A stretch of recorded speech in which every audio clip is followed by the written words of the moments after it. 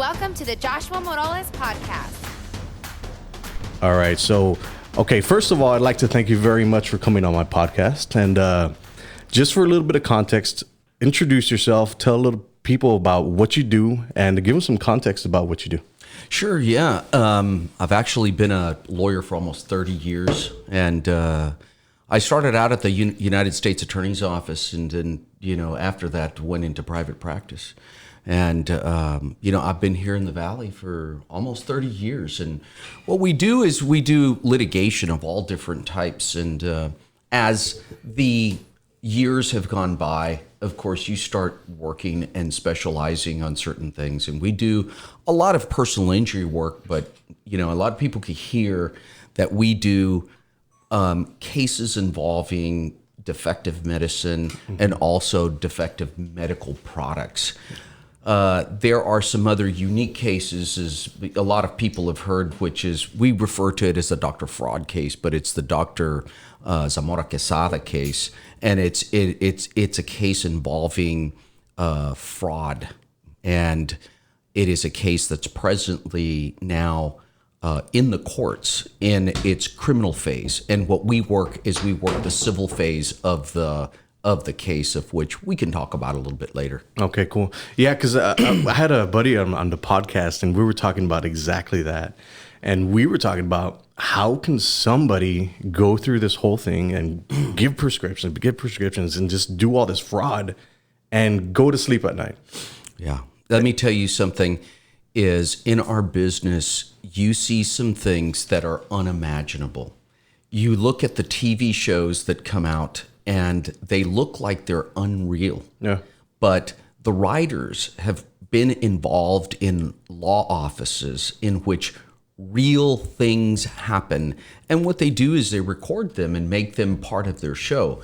If you were in our office for a week, I think your eyes would be just, you would be in absolute disbelief with some of the things that actually happen in the real world. It's interesting because one of my clients is with the Children's Advocacy Center of Hidalgo County. When we started doing social media for them in 2017, 2018, 2019, in those actually 2 years, it went up 46%. It's insane the amount of child abuse and child neglect and all that stuff that's going on in the Valley.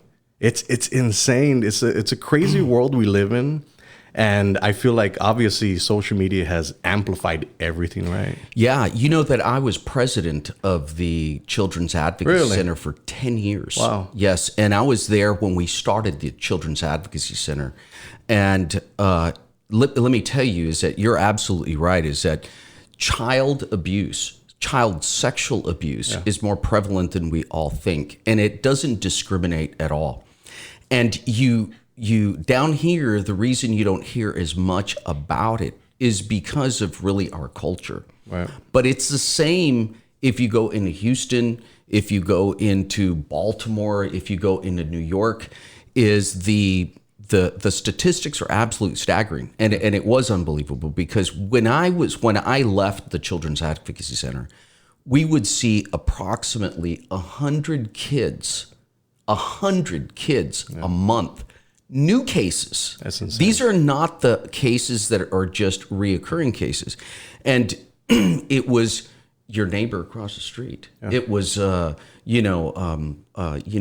people that were in high positions that were being accused of sexual abuse within their home or somewhere within the family. It's just staggering, unbelievable, just like everything else is. Yeah, I think it's the statistic is 98% of child abuse victims or child sexual victims are somebody that they know directly. Yeah, it's usually a cycle within a family. Yeah. And if you remember, but one of the jingles of the Children's Advocacy Center is kicking the cycle, kicking the abuse cycle and getting out of that cycle. Right. Yeah, I find it very interesting. So from obviously just touching that, we're going to touch on other things, right? But the podcast always go where they go. That's okay. So I'm super interested. I'm a huge advocate for mental health, for child abuse, stuff like that, right? It's very nobody ever talks about this stuff because it's very taboo, right? And you touch on it, it's like it's our culture. What is it about our machismo culture that doesn't allow us to have those conversations? Well, I don't think it's as much about the machismo. I think it's more about, the Hispanic community comes from a very religious culture. And a lot of us are Catholics, or not now. There's a lot of non-denominational Christians, and it's a taboo to talk about it within that. And we have very, very strong convictions, and that spiritual convictions that we've got. And because of that, for us to come out and say, hey, that's happening within our family, oh my God, because then after that, there are also social pressures that come along with it, with your family being labeled as that family, with the one that has the problem, with the dad, the brother, whoever it might be that's abusing the daughter, or a son, a grandfather that might be abusing a grandson. I mean, and that's the problem. Yeah, it's a very interesting world we live in, and sometimes I feel like, man, my daughter and the son are going to grow up in this world where nothing's filtered. So I'm not sure if you're familiar with TikTok, right? So TikTok's a new it's a new social media platform, and I jumped on it. Right? I love it. Yeah, I love it. So I'm 38 years old, and I was super hesitant about getting on TikTok. But it's going to be the next big Facebook, Instagram, Snapchat. It's going to be the next big social platform. And I was like, I'm a digital marketer, so I have to go in and learn these things, right? So I was like, a 38-year-old man going on to TikTok. My audience on TikTok, I shared some statistics last night. 70% female. They're between the ages of 6 and 15 years old. It's very weird for me to be on that platform, but I was like, I'm gonna go on it because I need to be a first comer in these platforms, because the way it works is there's not enough content creators on these platforms, and everything's organic right now, so it'll push you to the top of the algorithm and your stuff just gets shown. So one of my videos got 250,000 views, which is a stupid chip challenge. Right. I mean, no, that's fantastic. When you're giving good messages and that an audience like that wants to hear. Yeah. And it's always amazing to me what those kids want to hear, from those ages, from 6 to 15. I've got my kids that are older, and now I've got one in the house who's 12, and so to me, it's always of interest to know what their interests are, because they're not the same interests we have. No, definitely not. And I keep telling everybody I have an email list, and I put on there, it's like, TikTok's inappropriate for a lot of people. It's a social media language that the kids are growing up with, so they have to learn this stuff, right? They have to learn these skills being in the digital world. And that's what I was like, don't completely take it away, monitor it. And I consider TikTok to be the crack of the internet, because it's so fast. It's not like YouTube where you're watching an hour long stuff. It's not like Facebook where we're watching 5 minutes. It's not Instagram where you're watching 60 seconds. It's like 15 seconds. It's fast, and it's easily consumable for kids. And that's what they like. It's very insane. Like Vine. Yes, exactly like that. I mean, let me tell you something. The only reason I know Vine is because of my kids. Yeah. Okay, so, Vine is what was 6 seconds? Yeah. Yep. It's crazy where the world's going. I just feel like all these social media platforms are coming up. It's giving access to everybody. The internet has literally shrunk the world and given opportunities to everybody. Everybody. It's wonderful. I think it's absolutely wonderful. And that's always my question, is like, do you think that giving a voice to everybody is a good thing or a bad thing? Obviously, there's people that preach hate and all this other stuff.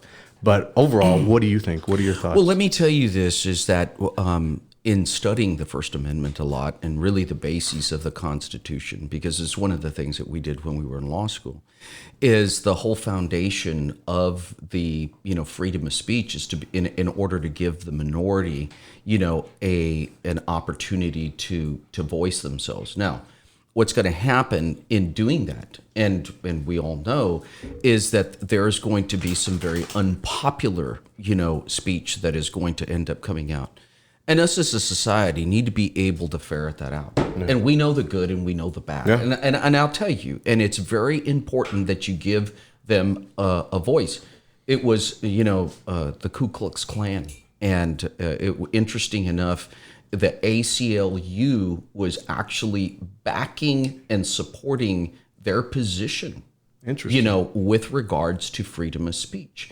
And because the ACLU could see, and that 1,000-yard stare that that our fathers and our coaches always talked about, is they were able to see ahead that they were going to be on that platform. They had been on that platform before, and what their message was a hell of a lot more important than the message that the KKK was trying to promote. Definitely. I find it's a very interesting world we live in, because now you can jump on Twitter and President Trump's like just tweeting like crazy. It's amazing. Never in the history of man have you had so much access to such a high-powered official. Right. I find it truly amazing, the world we live in and how it's transformed everything. So what I want to jump into now is the opiate crisis. Sure. I'm super interested in this because a lot of people struggle with this. I believe I wrote some statistics down. 130 people die a day from drug overdoses. From 1999 to 2017, more than 700,000 people died of overdoses. That's a huge epidemic.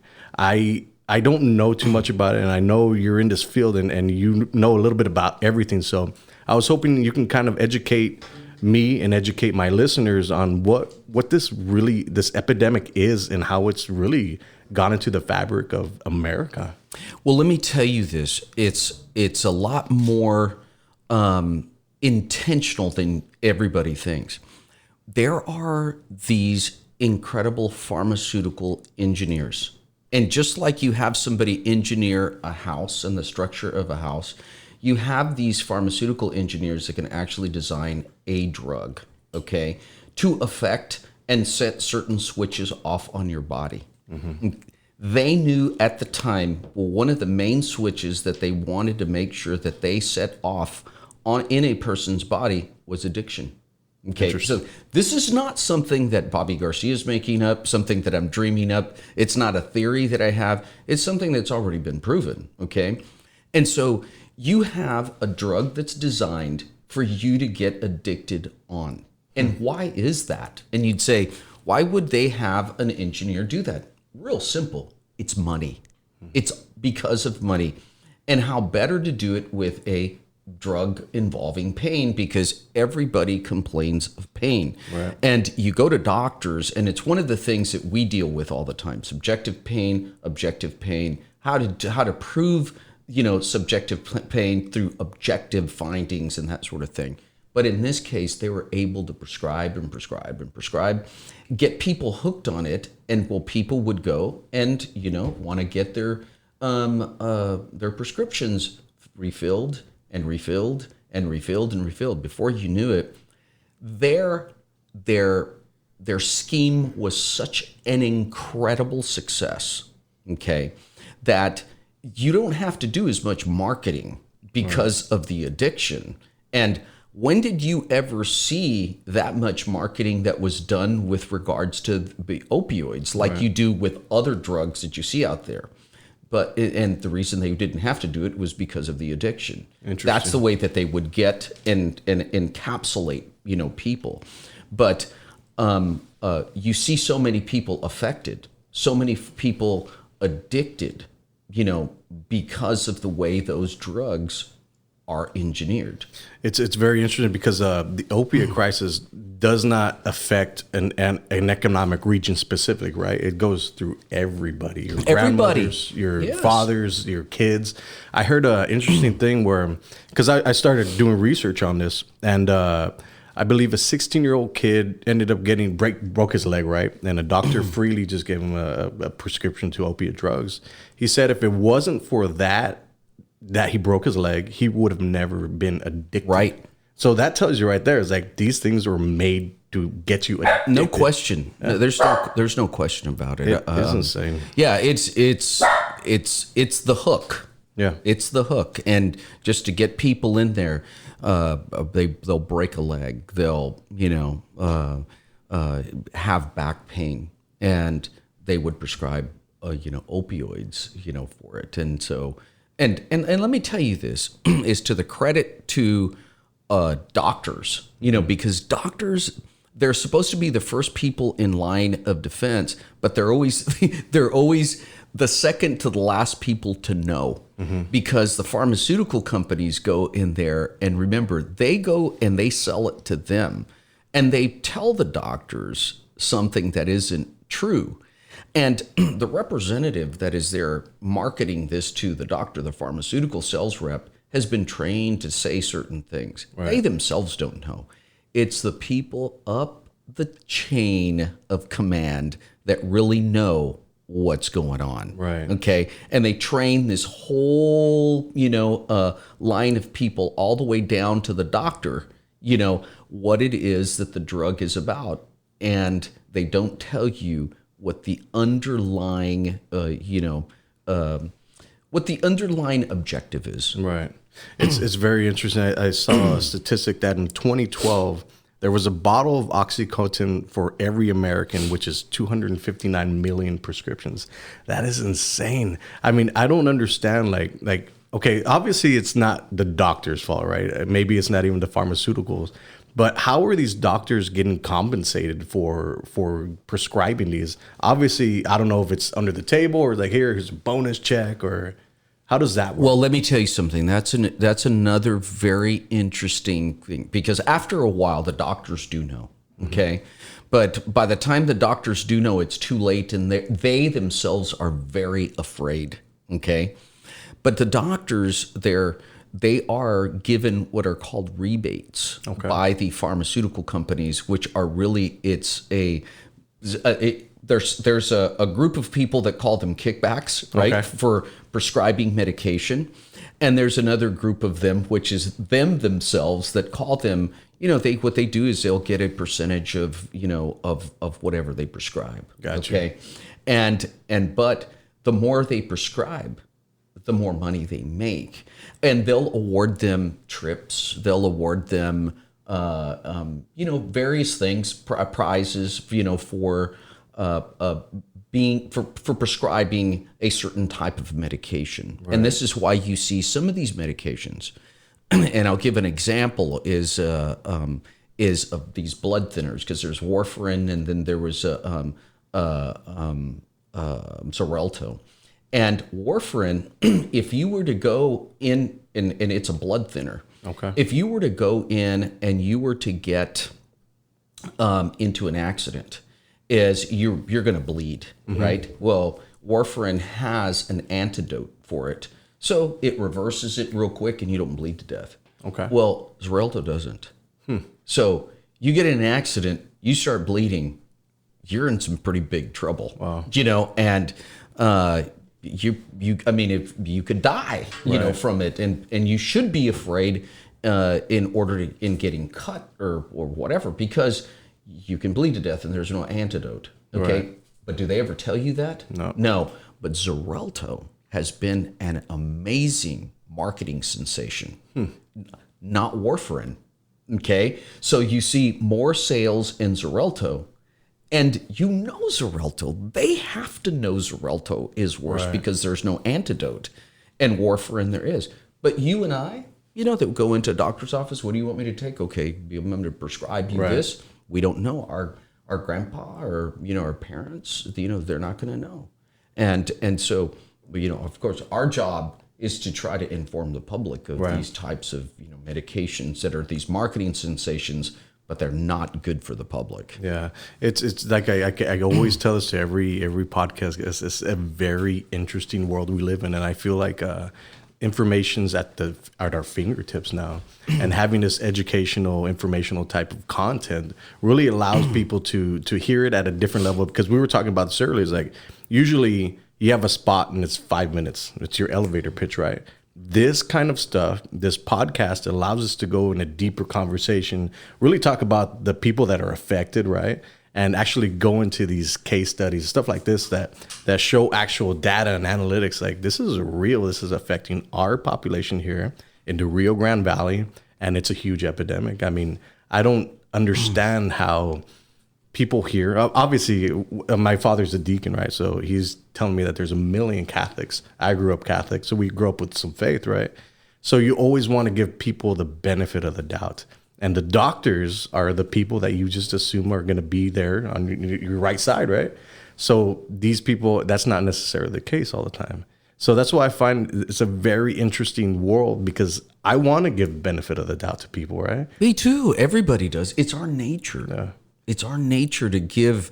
And people. I had a boss when I was starting out in my practice, and he said, and he was the head of the criminal division of the United States Attorney's Office in Houston. And he said, Bob, you've always got to presume everybody's a liar. and he lived his life that way. And I was like, Mr. Smith, I can't live my life that way. I'm not either. I'm a spiritual guy. I like to believe that everybody does good, and I'm sure, I'm going to get burned as a result of it in my life. But we can't live our lives that way. Otherwise, we'd be so unhappy. Yeah, no, I completely agree. And always going back to the topic of mental health, do you think that there is some type of mental health issue with these doctors that are willing to take these huge stipends and be able to give this prescriptions knowingly that something's going to happen, the addiction is going to happen? I mean, that they could possibly die. Well, I don't think there's a mental issue. I think it's a moral issue. And where everything begins in education is wherever they come from, wherever they've been educated. In law school, they taught us about ethics and what ethics should be. And then you have choices from there. I think that there has to be a profound, education with regards to ethics and what you should do and what it is that you shouldn't do. And there should be a system like we have as lawyers. There's a great thing and a bad thing about how well we govern ourselves, because lawyers, there's no tolerance for lawyers that commit fraud. Boom, you're out. It is incredible how the American Medical Association, or you go to the agency here in Texas, the Texas Medical Board, the way they govern the doctors, it's ridiculous. And how they let them get away with so many things. Doctors will tell you this, because I have a lot of doctors who refer cases over to our office. We know who the bad doctors are, okay? And we're not going to talk about that in this podcast, but we know who they are. And they're the doctors themselves complain of these people all the time. And there's never anything done about them. And, whatever the fate of Dr. Zamora is, let me tell you something. This wasn't his first rodeo. Right. He'd been up to the medical board, quite a few times, people complaining of things. And so, there's thousands of people that have been affected as a result of the way that he was practicing medicine. Interesting. So is this like they just kind of like swept it under the rug? Is that what happened? Well, what happens is the Texas Medical Board, what they do is they protect the doctors. Okay. And and I'm not saying everybody is innocent till proven guilty, right? But I think that there should be a process that should go, that the doctors should go through, just like lawyers, in which they scrutinize them, evaluate them, and make decisions on disciplinary actions with regards to the doctors. Now, they'll tell you we do, but you should see the people that do. It's unbelievable. Interesting. It's just unbelievable. So how do we combat this with education? Is it going into schools talking about this? Can I, as a podcast guy, have an effect on people, or is it just too small? Or does it start when in the housing and with the families? How does that look? Well, let me tell you something. Is that you have a profound effect. You definitely do. This is why now. It used to be, they used to be able to mask information very easily. That's the difference now. Now that we have, podcasts, we have, there are a way of transmitting media in very, very cheat forums. I'm talking about money forums, right? Where people will listen and the information will get around very, very quickly. I mean, you see how it is that Facebook transformed Tunisia, Libya, all of these countries. And what did it cost? It didn't cost much at all. Right. But the social media itself, the reason Tunisia, the reason Libya, the reason Syria, all of these countries, the reason that they fell was because of social media. Yeah. And what did it cost? Who put money into it? Nobody. What it was a collaboration of people being able to come together, like in these podcasts, and disseminate information to say, hey, this is unjust. Yeah. This is not right. And so every bit of this information that gets out, that we tell people, look, you've got to be skeptical. You've got to look. Now that there's so much information, we live in a world of information. Before you take a medication, look at what you're taking and see what kind of reviews it's gotten. See if there are any lawsuits that are out there pending, and inform yourself, then make an informed decision on whether you're going to take that, or not. Right. And because you can go to your doctor and tell your doctor, you know what, I'm real concerned about this medication. Can you prescribe me another? Doctors are, they'll be able to prescribe you several different types of medication. People will come to me, medication that's really not at issue, and you'll see that there are problems with the side effects that medication has, and you go to your doctor and ask him, hey, give me another. Hey, we live in a world that now a doctor might give you 2 minutes. Mm-hmm. So give me 4 minutes. Yeah. That way you can give me a suggestion of another medication to take, because this one is not working for me. It's interesting because I was hearing the other day that in the 90s, you would be able to buy fentanyl off the internet. You could just buy it. And I think somebody said that you could buy a little vial and that would literally light up the whole city. They're so tiny, and those little things you can get an overdose from. It is insane where everything's gone from just in the past 20, 30 years. Everything happens so quick now, and I don't think people really understand that we're in a digital revolution now. I think the internet has been compared to when the railroad tracks came, and it revolutionized the whole industry. It's insane. Where do you see the internet going in the future within the next 10 years, in the next 50 years, in the next 100 years? Well, let me tell you this, is just to juxtapose these two different ideas that you've said, is that, remember, like with the railroad, they were able to regulate it. Yeah. What is going to happen is, and now you see it, is they work on the regulation of the internet. And how do you do it? Yeah. And there's going to have to become, and we have some amazing resources, and I mean human resources of people that can probably do it, mm-hmm. and police some of this stuff. But it's going to take the unity of a lot of different countries. It's going to take the type of pact, that you have seen with other things, pollution and the environment, in order to do it.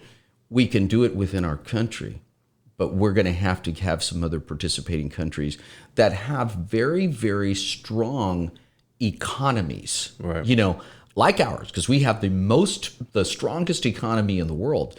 But you're going to need participation, of the European Union, of which we can get, the more difficult countries to have and to get participation, or China, because China, they've ripped off so much intellectual property from us. It's unbelievable. And it's the reason why they've really made so much darn money in the, in the past years, is by stealing all of the ideas of all of these great people that formulate these ideas, here in the U.S. and in other countries too. Yeah, I think the great thing about having all these China and these whole different markets is I feel like America loves America. Like, we are America. We're not gonna need your help. We're not gonna be everybody's help. So I think policing the internet is gonna be a little bit difficult, right? What do you think about privacy? I mean, these big, huge platforms like Facebook, Google, Snapchat, they have all this information, and it's become the #1 resource over oil now.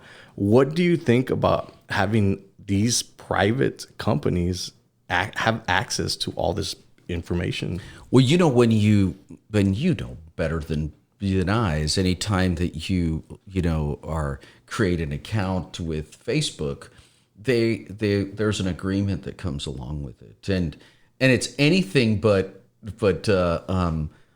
telling. And what I mean in that sense is that it really doesn't tell you, hey, listen, we want you to know that all of the pictures that you put on, everything that you write on it, it's our property. Right.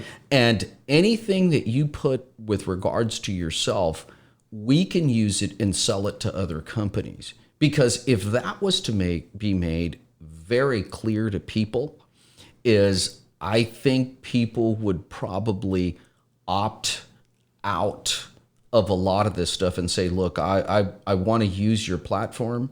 However, I do not want you to use my information. But you and I know that was not made clear. Right. I mean, it's certainly not made clear with any of this stuff. But the more clear it is, the option is, I think it's in some regulation. I don't believe in a whole lot of regulation, but when it comes to privacy rights, I think it's very important that the responsibility is going to fall on these social media monsters to be able to tell people, look, we want to make sure, and you understand in plain language. And because a lot of times, and I always say, look, talk to me like I'm 4 years old, okay?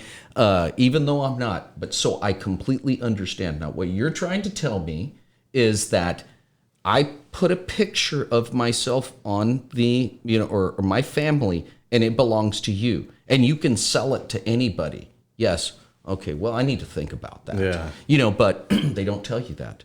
They'll tell you in all of this other language, and they hide it and bury it in their privacy policy. In the privacy policy pages. That's 200 pages that they know that nobody is going to read, that people are going to say, hey, do you accept the terms and, conditions? And people just press, I accept. Yeah. And then it's like, hey, you accepted and you read this thing? Of course I didn't read it. I tried reading one page. I was like, nah. Click. Yeah, Right. Are you kidding me? I'm not going to read all of that stuff. But they need to make it more clear.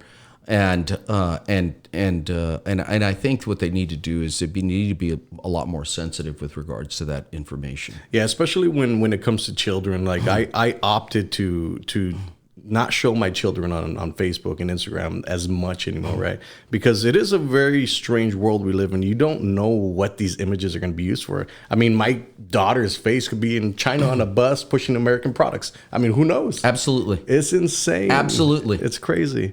But I feel like the world is going into a good position and a bad position. It just depends where you navigate life, I guess. Yeah. I think more information is good. I really think more information is good.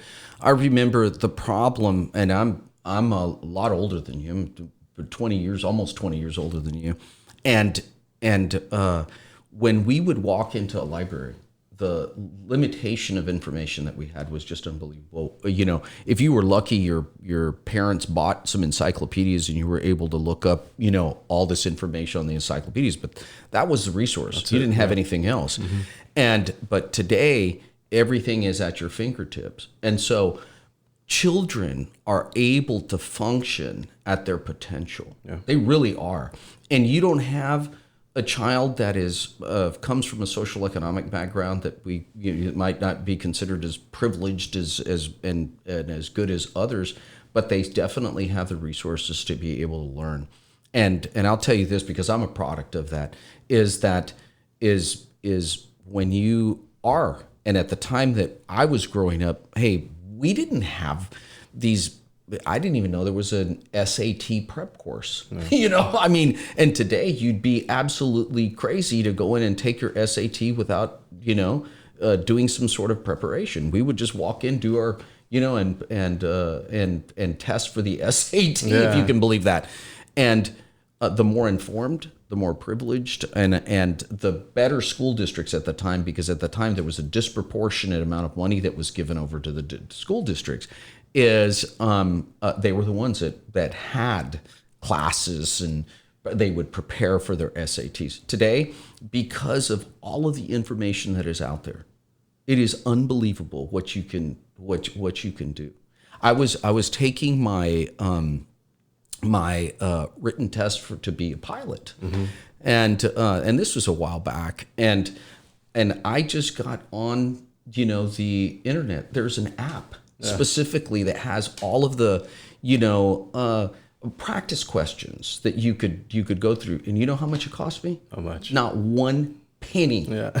Not one penny that it cost me. And I'll tell you this, I attribute to getting a very good score on it because of that. Yeah. And so children, they just need that one bit of media to be able to get onto that resource, right, and to be able to use that. And you see some kids that come from all different types of background performing these amazing things because of that smartphone, that computer that they've got in that school. Do you think that this world we're living, the social media world, right, where they're always glued to their phone, it's obviously some form of addiction, right? Do you see it as a bad thing or a good thing, or do we just need to monitor it to all right, you can use this for an hour and then go about your business or go outside? Well, I'll tell you this. I think it's both. You don't see kids playing on the street, riding their bicycles anymore, and I think that was a real important thing, something that we did, right? But now, I mean, I think it's just like anything. There's pros and cons with everything. There's you give up something here in order to take more here. The fact that they've got this resource in this telephone is absolutely magnificent. But what it does take away, it takes away that time, and depending on how they're using that tool makes all the difference in the world, because you see some of these kids and some people use that tool, and it absolutely amazes me. Because their phone is no different than mine, but what they're doing with their phone is just absolutely amazing. I have a very good friend of mine, and she's a very, very successful lawyer in Las Vegas, and she is the face of her law firm. Nice. And the way that she brings in every bit of her work into her office is through that little platform. Yeah. And guess what? She does most of the work. And when I mean she's got a lot of people, she's probably got, 10 lawyers that work for her, has a staff of another 30, people. But she's constantly working that, the machine. That machine. It's just unbelievable. Yeah. And it's how she brings in all of her work. And she's a lawyer, but what she really does is she's the rainmaker out at her office, and the way she brings it in is through that little computer. And if you meet her, I mean, it's not her personality that does it; it's her work ethic and what she does with that tool. Yeah, definitely. I think one of the things that happens with a lot of stuff is people are in this new social media world, right? But they don't necessarily know how to use it. And that's the hard part is really understanding that how you can use social media to jump in front of a lot of people, tell your story, and then get your point across as a business, right? Because the thing is with social media, and I find very interesting, is nobody wants to do it. It's very hard for people to do it.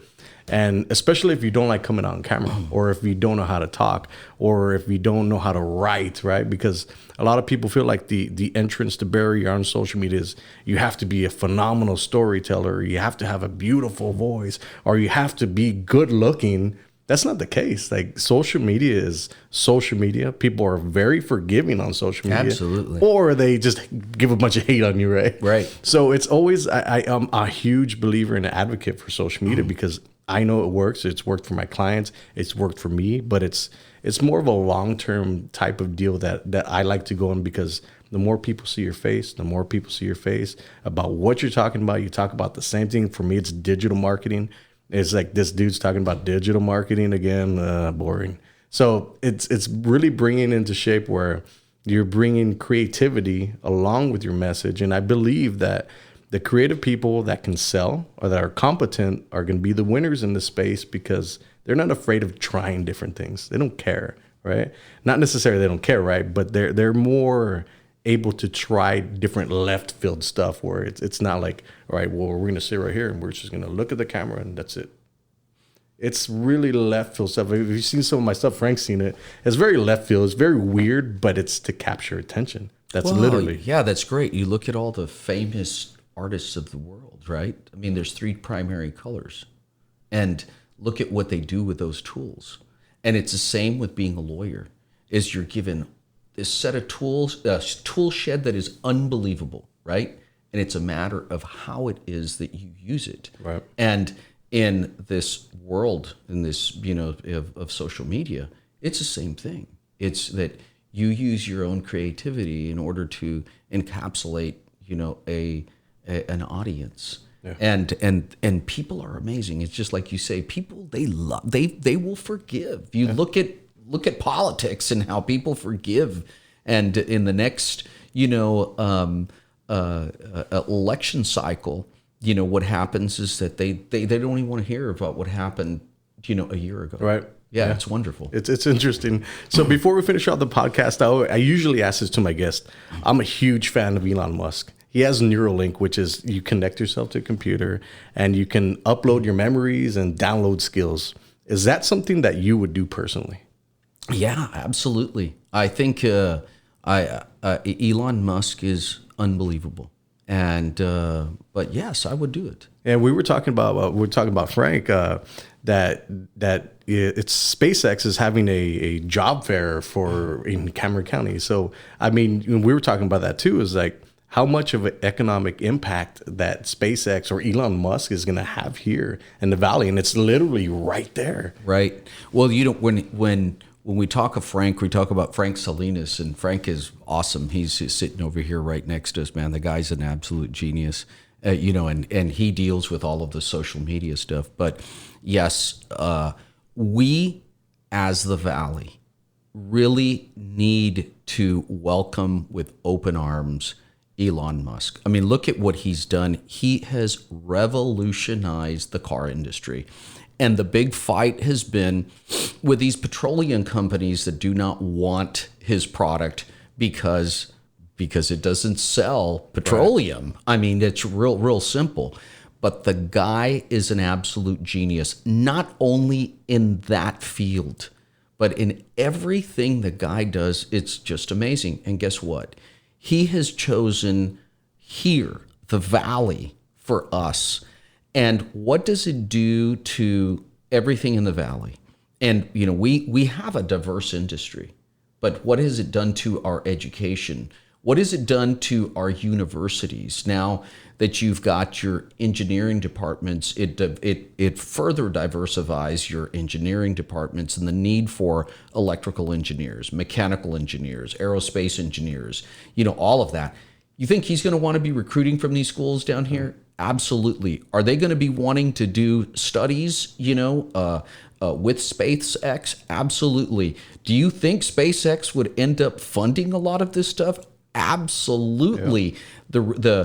The human resource is there. He wants that human resource. And here he is building a huge foundation and has laid stake down here. Yeah. And I think what we need to do as a population down here is really support him and understand the effects that are going to come down from the universities all the way to jobs and all of the secondary markets that come up as a result of people coming here, down to the grocery stores, new HEBs coming in, how it affects South Padre Island and how it affects Brownsville, and how affecting Brownsville affects McAllen and all of these other places, down to the airports and communication and transportation and everything. It's unbelievable what is transforming just as a result of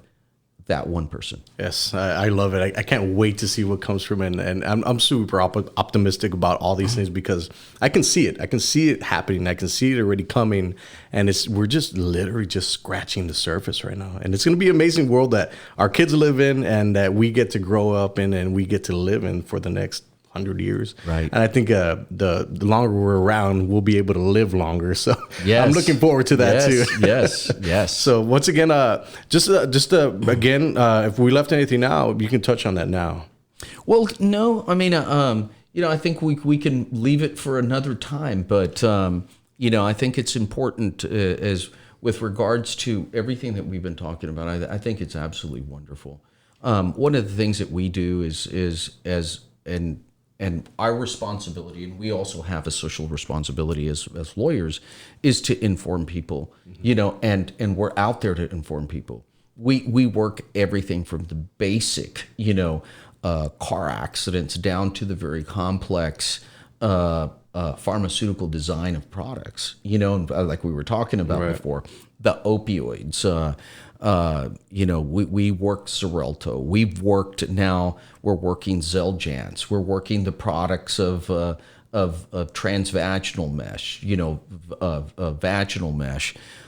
There's a bunch of different products that we work in. We can probably talk about it in another podcast. Definitely. Well, I appreciate your time. And of course, I know you're a busy man. So I appreciate any time that my guests give me. And Frank, of course, Salinas behind there. I'd like to thank you for connecting us. And I appreciate your time. No, thank you very much. Awesome. Yeah, thanks a lot.